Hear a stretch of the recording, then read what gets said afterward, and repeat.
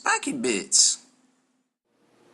Okay, welcome to part 2 of my Eldar Tactica series of videos, I guess. There's so much good stuff in this codex. It's just hard to talk about it all in a reasonable amount of time. So I kind of broke it up into a couple different sections, and we'll kind of go from there. There's a ton of combos and a ton of different things, and I just wanted to try to touch base on most of them and just kind of give you guys some ideas about what's good and what might not be good and what's different about the new book.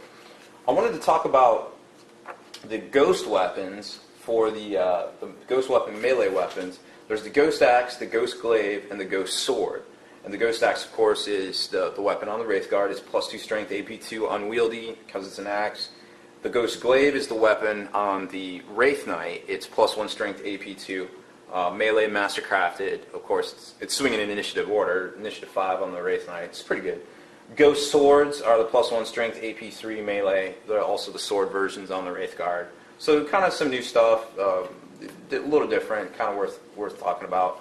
Of course, you can do all sorts of crazy buffing and augmenting the squads through psychic powers and things like that. But honestly, if you take the the D-scythe, when you're going to be doing the assaulting with the Wraith Guard, let's put it that way. So you should be getting into combat on your terms, your terms. Eldar armor, there's mesh armor, aspect armor, heavy aspect armor, which is a 3-up, hollow suits, which are the Harlequins have. Phoenix armor, which has a name now, it's 2-up armor set. Rune armor, of course, Eldrad has, it's a 4-up invulnerable, pretty good stuff. The Banshee masks actually are new now. They're -5 initiative. So Banshees can just get crazy. I mean, they're toughness 3. I mean, excuse me, they are toughness 3. They're strength 3. So you can combo them with some psychic powers and get their strength up, do a couple different things here and there. They're probably always going to strike first. You're probably going to assault on your terms with them just because they're so quick and agile, and they can also fleet. Their run move is ridiculous. It's just, there's a whole lot of win there. Eldar jetbikes are pretty much the same. Grenade pack changed a little bit for the swooping hawks. Nothing too crazy. It was very nice of them to specify that you couldn't sky leap with a relic into nothing and just disappear with it. Like, it's sad that they actually have to put that stuff in the book because people will try to do it, but people will try to do it, so they have to put it in the book. But whatever. Ghost Elm's pretty cool. It doesn't automatically negate perils. You have to have a warp charge to expend in order to do it. And Aldrat's pretty cool because when he casts a spell, he actually gets a warp charge point back. Which some people are like, well, that's stupid, but no, it lets you cast some of the higher warp charge spells and also just kind of have maybe a warp charge point in reserve in case you do perils with them, because nobody wants that. The Reaper Rangefinder, I think the XR can get it. It's just the enemies can't take Jin cover saves with it, which you can actually pair that with the Skyfire missile on the Reaper Exarch, so it can get a little silly there at that point. I'm not sure if there's. Oh yeah, let's get into Eldar vehicle equipment. Some pretty good Eldar vehicle upgrades now. Let's talk about those. Where are they at? Here we go. So there's the Crystal Targeting Matrix, which lets you fire one weapon at a vehicle's ballistic skill after moving flat out in the shooting phase. So this thing can basically go 24 inches, pew, and then make a shot at full ballistic skill, which is kind of crazy.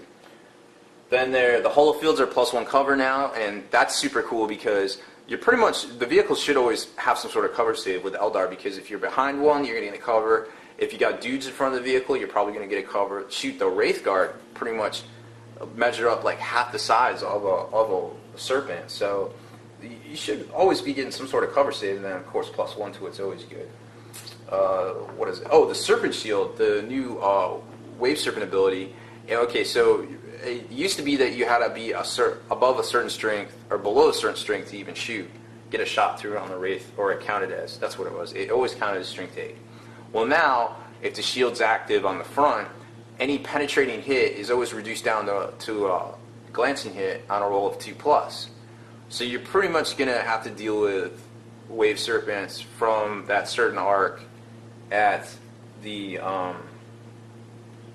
from front or side armor. You're pretty much always just going to have to hull point them out because it's going to be very difficult to do anything else. Now, keeping that in mind also, it can project that force field out, 60-inch range, strength 7, no AP, but it's assault D6 plus 1, pinning, ignores cover. So it deals ridiculously with hordes.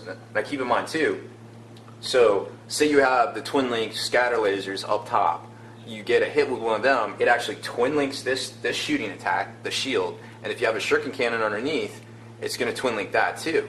So you couple the laser lock ability with the serpent shield, with the blade storm ability, and you just this Eldar book is all about synergy and all about combos. You can just get silly quick. Also with the wave serpent, you can take vectored engines, which lets you after you shoot, you get to pivot for free after resolving your shooting attack. So say you have to drop dudes off, or say somebody's behind you, or say whatever, you just want to make that difficult shot, but you don't want to leave your butt out there in the wind.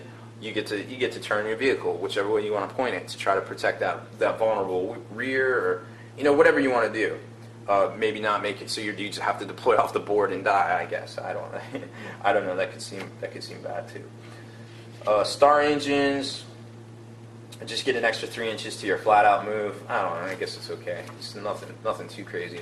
Then we get to the Remnants of Glory, which is pretty cool because they're like, the super special war gear that everybody can take. The most notable for me is the Mantle of the Laughing God, which, basically makes somebody become a solitaire, and they get, loses the Impenetrable Spiritual Rule, but has hit and run, shrouded, stealth, and also rerolls fail cover saves. Now you combo that with this new wing item, and it lets you run up to 48 inches in your shooting phase. So that last turn, you need to take an objective, you need to contest an objective, something. You just shoot this guy up with both of these upgrades, which I think it can only be taken by like the Psychers and the Autarch. But still, you shoot these guys up, you shoot this guy up, he goes to ground, he rerolls all this stuff, he has hit and run, he has all this stuff. It's just crazy. Like, it's just a surprise thing out of nowhere that lets you, dictate the battle on the Eldar terms, which is pretty cool. There's some other nifty, the long rifle, Remnant of Glory is pretty good too. There's some nifty stuff in there. Then we get to the psychic powers, which everybody's pretty much been talking about too. There's 2 different sets. Now we've got 14 new psychic powers. The Runes of Battle are the ones that are used by basically the foot troops as they get in close. They count as either a blessing or a malediction, depending on how you want to do it.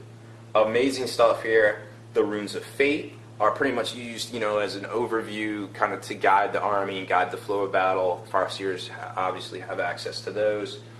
There's +1 strength. There's cover saves. And even the Primaris are good. The Guide and Conceal are Primaris on both of you, respectively.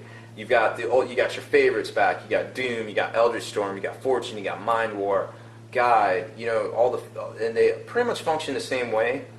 Now, however, some of these are warp charged too, so you got to keep that in mind because the Ghost Helm actually, and using the Eldrad and having all these warp charge points out there, there's going to be like a log jam at the psychic pool because everybody's going to be wanting to cast all this different stuff, and you gotta watch, what's warp charge 1 and what's warp charge 2. Just some stuff to think about. So, pretty much, that's the war gear and some of the weapons and some of the special abilities and stuff. I wanted to get into the units real quick, kind of gloss over them. Illicit Night Spear, of course, pretty good. He's got the 120-inch range sniper rifle. He gets to single dudes out. He is dope. He's got Shrouded. So he's pretty much just going to hunker down and just blast fools. He also has a power sword for whatever reason. In case something closes with him, I don't know if he would be able to, with strength 3 and toughness 3, I don't know what he can do, but sure. Now, he lets you unlock Aelatop Pathfinders. For an additional 13 points, you can make a Ranger into a Pathfinder. And what that does is give them Shrouded, so they're going to come with stealth. Now they're going to have Shrouded, so walking around in area terrain, 2 up cover save, just chilling. But they also have the Sharp Shot ability, which makes every shot that hits out of that squad precision strikes. So you're going to be popping off sergeants, characters left and right, straight up assigning wounds to stuff that needs to go away, to help out your front line there. Fugan is a beast. Just the fact that he can fire his gun twice and split fire it just gets he's got so many good rules. Also, I was impressed by Migrant Ra as well. The Mutigator is back. It's dope in hand-to-hand. He finally got that hand-to-hand component he was really missing, and he can also fire extra shots, negates cover saves. He's got precision strike. He's got it all. He's a really good buy. The Altarks are nice because after you roll the dice, you can get +1 or -1 to the reserve roll, so those are always good. They cost about the same as a Spirit Seer, which is also good if you're fielding, Wraith Guard heavy, the Wraith heavy army. I think both of those are pretty much an auto inclusion in those type of lists. Obviously, Farseers and Warlock Consuls do great in every other build. Footdar would definitely benefit from the Avatar that once again gets Fearless out, and he has a lot of cool abilities as well. Dire Avengers are stupid good. You put them in a Wave Serpent, you Blade Storm, you use all the shots on the Wave Serpent.